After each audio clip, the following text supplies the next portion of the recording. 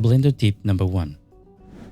If you want to change an object origin, which is this yellow dot that we see here at the center of this cube, or if we select the plane, we see it in the center of this face, this object pivot point, we just need to click Ctrl dot to enter this mode, and then we can grab it and snap it to whatever geometry component you want.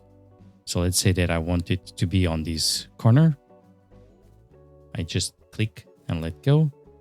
The same thing if I want to move this pivot point or object origin all the way to the bottom, but keep it centered on the X and Y axis.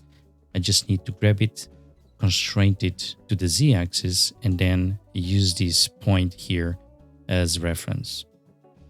And now to get out of this mode, just click Ctrl dot.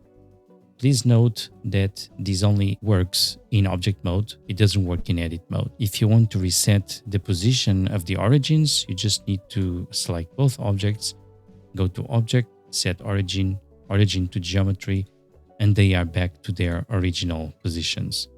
So now let's have a look at a more practical example. We've got here a door, and currently this door pane has the origin in this position, which is not very handy or useful if we want to rotate it around the Z-axis. So let's change the position to a proper location. Let's go to the top view, X-ray mode. Let's click Ctrl dot, grab Ctrl to snap it, and now it's in the proper location.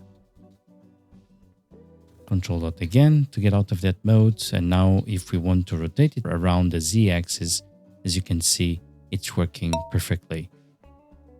That's it. I hope you found this tip useful. See you on the next one.